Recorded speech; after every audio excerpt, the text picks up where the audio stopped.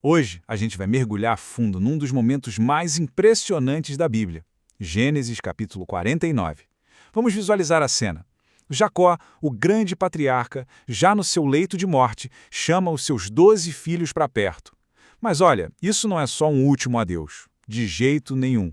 Ele está prestes a liberar profecias, oráculos que vão literalmente desenhar o futuro, a identidade, o território e o destino de cada uma das 12 tribos que vão formar a nação de Israel. É muito mais que uma despedida. É a pedra fundamental de um povo inteiro. A atmosfera aqui é de uma solenidade total. Jacó, que também é chamado de Israel, o nome que Deus lhe deu e que batiza a nação, vai dar a sua declaração final. E presta atenção nessa frase, nos dias vindouros. No hebraico original, a expressão Be'aharit Hayami não quer dizer semana que vem. Não, ela aponta para um futuro bem distante, um tempo quase que do fim da história. É o momento em que o caráter e as ações do passado de cada filho vão carimbar o futuro de toda a sua linhagem. Para a gente entender bem o peso dessa passagem, não vamos simplesmente seguir a ordem de nascimento dos filhos um por um. Vamos fazer diferente. Vamos agrupar as profecias por tema. Primeiro, o contexto geral. Depois, vamos analisar por que os filhos mais velhos foram, digamos, desclassificados. Em seguida, a ascensão surpreendente de Judá. Aí, a bênção espetacular de José e, para fechar, como as outras profecias se encaixam, montando o projeto de uma nação completa. Olha, é fundamental a gente entender o contexto aqui. A vida de Jacó foi uma verdadeira montanha-russa, cheia de lutas, enganos, mas também de bênçãos incríveis. Ele conhece como ninguém o caráter de cada um dos 12 filhos, que, vale lembrar, nasceram de 4 mulheres diferentes. Por isso, as palavras dele não são aleatórias não, são diagnósticos precisos, baseados em anos e anos de convivência. Ele está prestes a distribuir destinos que vão ecoar por toda a história.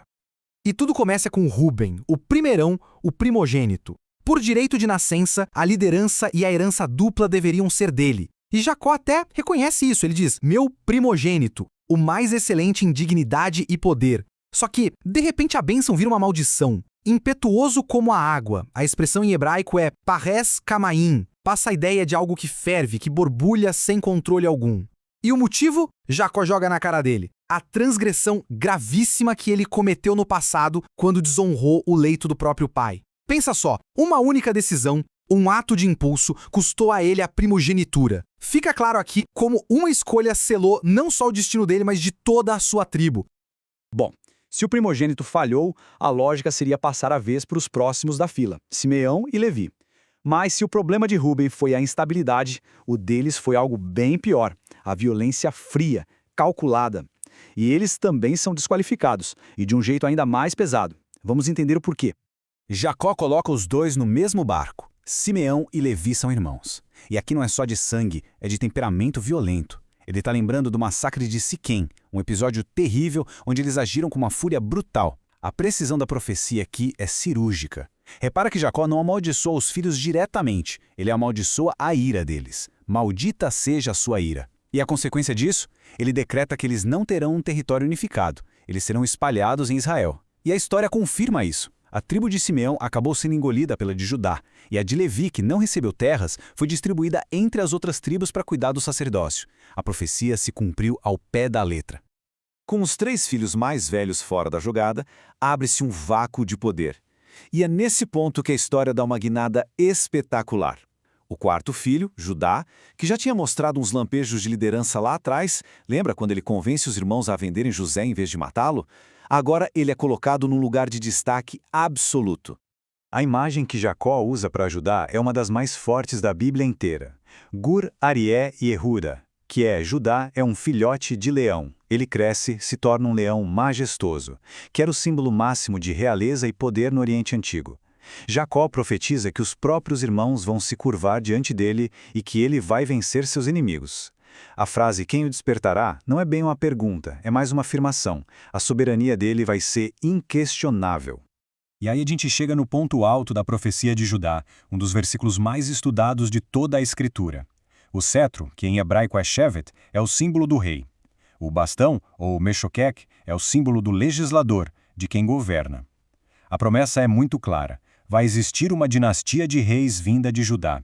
Mas essa liderança tem um ponto de chegada, até que venha Siló. Tá, Mas afinal, o que ou quem é Siló? Olha, essa única palavrinha em hebraico já causou milênios de discussão. Sério. Para alguns significa aquele a quem pertence, ou seja, o governo fica com Judá até chegar o seu dono definitivo. Outros apontam para algo como paz, tranquilidade. Mas no fim das contas, a mensagem principal é inconfundível. A tribo de Judá está destinada a ser a linhagem real de Israel. É dela que virá o rei Davi e, para a tradição judaico-cristã, o Messias, um governante final a quem todos os povos vão obedecer. E a liderança de Judá não é só sobre poder, não. É também sobre uma prosperidade, assim, surreal. Amarrar um jumentinho numa videira de primeira, lavar as roupas em vinho, isso não é sobre desperdício, é uma figura de linguagem, uma hipérbole, para pintar um quadro de tanta, mas tanta abundância que o vinho seria tão comum quanto água. É a imagem de uma terra próspera e rica sob o governo dele. Agora, vamos para José. Se a bênção de Judá foi sobre realeza e governo, a de José é a mais longa, a mais cheia de emoção. É uma bênção de frutificação, de vitória depois de muita luta. Um reflexo perfeito da jornada inacreditável dele, que foi do fundo do poço ao topo do poder no Egito. A profecia resume a vida inteira de José de um jeito poético. Os flecheiros que o atacaram são uma metáfora clara para os irmãos e todas as dificuldades que ele passou. Mas ele não se quebrou. Seu arco permaneceu firme, um símbolo da sua integridade, da sua fé que não se abalou. E de onde veio essa força toda? A resposta está ali, explícita. Pelas mãos do poderoso de Jacó, Abir Yaakov, um nome para Deus que, aliás, aparece aqui pela primeira vez, destacando a força divina que o sustentou o tempo todo. E esse poder divino se manifesta na bênção mais completa de todas. Ela cobre absolutamente tudo. Bênçãos dos céus é chuva, irrigação. Bênçãos do abismo são as fontes de águas subterrâneas. Bênçãos dos seios e do ventre é uma promessa de fertilidade explosiva, tanto de gente quanto de rebanhos. Jacó chega a dizer que essas bênçãos são maiores que as dos seus antepassados, alcançando o cimo dos montes eternos. É uma bênção sem fim, de proporções gigantescas. E aqui vem o fechamento de ouro.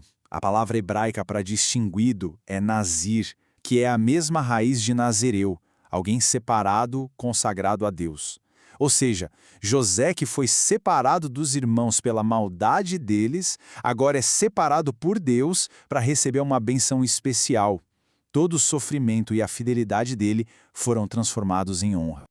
Ok, agora vamos dar uma olhada nos outros filhos. As profecias deles são mais curtinhas, mas são peças fundamentais para a gente montar o quebra-cabeça da nação. Afinal, uma nação não é feita só de reis como Judá ou de administradores super prósperos como José. Precisa de gente no comércio, na lavoura, gente para julgar e gente para lutar. E aqui nesse slide dá para ver essa diversidade toda. Zebulon vai para o litoral, para o comércio marítimo. Issacar é o jumento de ossos fortes, uma tribo de trabalhadores. Dan vai dar juízes, mas também é comparado a uma serpente astuta. Gad vai ser uma tribo de guerreiros vivendo na fronteira. Aser vai ter uma terra tão fértil que vai produzir comida digna de reis. E por último, Benjamim, o caçula, é um lobo que despedaça, conhecido pela ferocidade. Juntos, eles formam os pilares de uma sociedade complexa, cada um com sua função. Depois de determinar o destino de cada filho, o último ato de Jacó é um ato de fé pura. Ele exige ser enterrado na terra prometida, lá na caverna de Macpela, com seus pais e avós. É a forma dele de amarrar fisicamente a sua família à promessa de Deus. E então, o texto encerra de forma simples e forte. Ele expirou e foi reunido ao seu povo. A era dos patriarcas se encerra e o palco está pronto para Israel nascer como nação lá no Egito. E isso tudo nos deixa com uma reflexão final, né? A profecia de Jacó não foi só um roteiro do que ia acontecer. Ela se tornou a própria narrativa que o povo de Israel usou para se entender, suas qualidades, seus defeitos, seu lugar no plano de Deus. Isso nos faz pensar no poder que essas histórias de fundação têm em qualquer cultura. Como é que palavras ditas num leito de morte há tantos milênios ainda conseguem moldar a identidade e o destino de um povo? Talvez a resposta esteja aí, na capacidade que essas histórias têm de conectar o passado, o presente e o futuro, dando um senso de propósito que atravessa gerações.